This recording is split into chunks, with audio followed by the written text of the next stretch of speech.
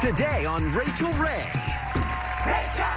Plus, summer skincare secrets. Up next, we're going to give you guys some tips on how to protect your skin this summer right after this. Grab a snack.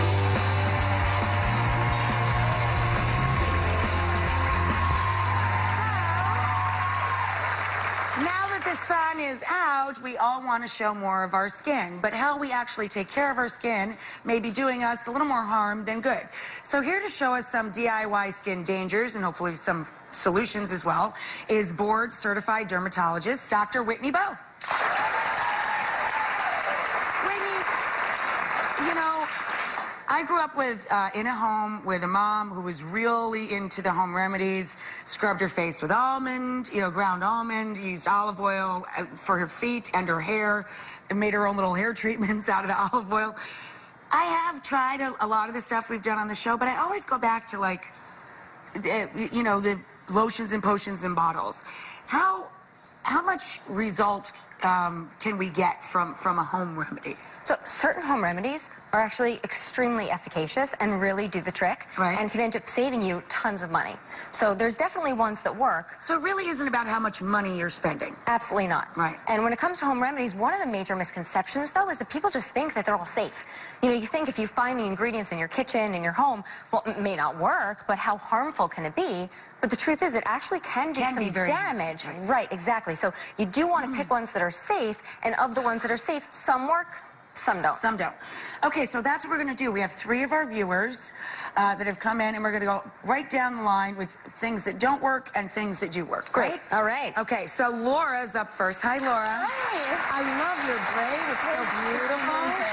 Your hair looks so pretty. Both you girls have such a pretty little hair. I love that braid, too. I know. Okay, so Laura, I spoke with Laura earlier, and, she told me that she suffers from breakouts. And during the summer, there's heat, humidity, sweat. So people tend to break out, especially along their hairline, their chest, and their back. Right. And what do you do when you're at home and you see a pimple coming up?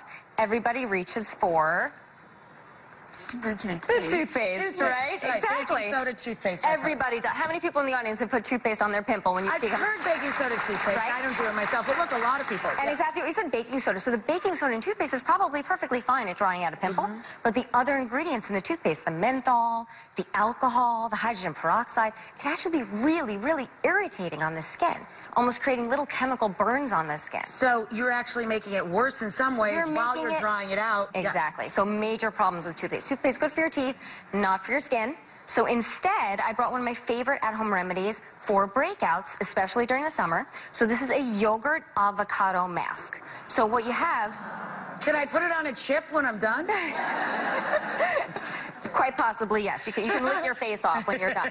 So you want to look for yogurt, and what the catch is, you want to look for yogurt that says live active cultures on the container, because then you know it contains probiotics, and probiotics are so good for breakouts. So you want to take about a tablespoon of the yogurt, and you want to mix it. Do you normally have it in the fridge? Yeah, well, then that's convenient. Perfect. Exactly. And so you just need to get some avocados. So then you want to add about a half a mashed avocado. You mix it together, and then once you mix it together, it forms a little bit of a sort of a mushy paste. So you got that going right there. And then what you want to do, Laura, is just dig in there. You can even add honey to this if you want to, too, to make it a little bit more sticky. Then your dog's going to lick everything off. Right, exactly. So what you want to do is you can actually just dip your fingers right in there, and you can just spread even just a thin film on the places that you tend to break out. How long should she leave it? About 10 minutes, and then you wash it off. And you can do that once to twice a week. It's wonderful. And can I ask? How quickly would she get results? Like, would she see the blemishes better the next morning? So, yeah, so the yogurt, actually, because it's got the probiotics in it, it has a preventive effect. It also has lactic acid, which actually acts as a gentle exfoliant, so she's going to notice a healthy glow right away. Wow. The avocado, very hydrating, and it contains vitamin C, which is a natural brightener. So Laura might have noticed, people, especially with dark olive-complected skin, even if the bump goes away, sometimes it leaves a mark. And the mark can last for, like, months. So this, because it's got the vitamin C in it, it sort of brightens up the areas, too. So, yeah, you'll see the difference right away. Sounds great. And it looks so good. It smells great, too. So what's your towel, sweetie, if you want to wipe up a little? That's wonderful. All right, let's move down the line. All right, so next, Next is Faye. It was funny that you mentioned that your mother used almonds because that, when it comes to scrubs, almonds. Almond scrub. Right. So exactly. So that's a little bit of an almond scrub. So we'll get to that in 1 second. So what are we talking about here? So with Faye, we're talking about the dry skin patches. So during the summer, we tend to show a little bit more skin. You know, so the dry, stubborn patches on the elbows, on the knees, you know, they become a little bit more problematic, especially if you're using a self tanner or a spray tan. Right. So for those it starts to look ashy and discolored. You got and it. Dry and the ingredient in the spray tanner or the self tanner loves to stick to the keratin or the protein in our skin. So the thicker the skin, that's why we end up with like orange palms, elbows, knees, and it's a dead giveaway that it's a faux tan. So what you want to do is you want to use a scrub first. So the best, this is the no scrub over here. So I have actually had a patient come to me who she found this nut scrub recipe online. Mashed up pistachio nut shells. Shells. Wow. So the almonds, walnuts, pistachio nuts. She mixed it with some olive oil, which is sort of what you've got right over here. And you can even look at it. You can see there's like jagged edges in there. That's crazy. This is not what you want to be putting on your skin. No, my mom just used like almond flour kind of stuff. Yes, ground nuts. Which is wonderful. And almond oil. There's so many benefits to that. But as far as a nut or a shell scrub, please do not try this at home. Not a good idea. So what you want to do is actually something so easy. You can take some sugar. It can be white sugar or brown sugar. Actually smells even more delicious. There is a bath company that makes stuff called sugar, and all it is face cleanser and sugar. It's like, you know, cold cream and sugar. That's all it is. If you read the ingredient label, you could do that at home. There's no reason to spend money on a scrub in a store. I mean, what is this you're adding to it with? So this is actually coconut oil. You actually just mash this up together. You can put about, you know, a half a cup of sugar. And then she'd apply that. Exactly. And what you do use is it as a light scrub. Put this in. You do it especially and then rinse with water. Knuckles, elbows, rinse with water, pat dry, and then you're ready to put on your self tanner. You know what? Take that home, see if it melts. Put it in the microwave.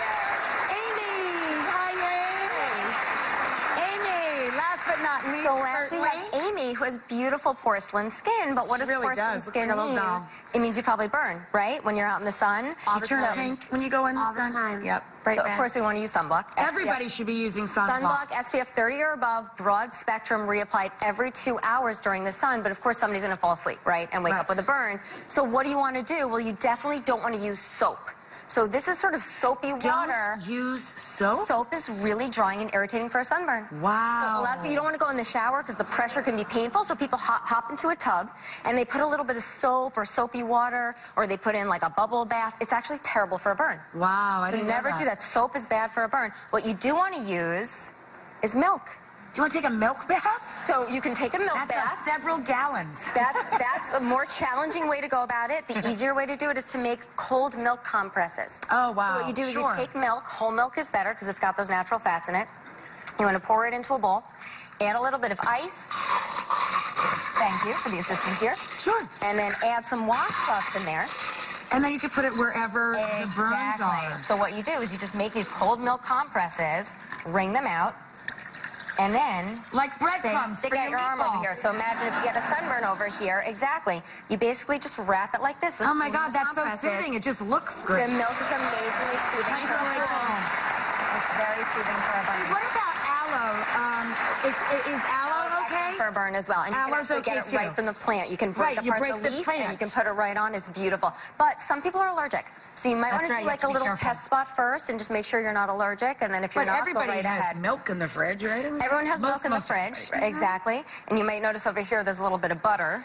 On a burn, you never put any kind of grease. See? That old wives' tale about put butter on a burn only if you're turning yourself into a chicken. Wonderful. Wonderful. So bacteria can actually grow in butter. So you can end up getting an infection from the butter. But there is something in the kitchen that's excellent for a burn. You know, for those of us who are not as smooth in the kitchen as Rachael Ray, I certainly please. I have so many burns on me, I look like polka dots. Really? Okay.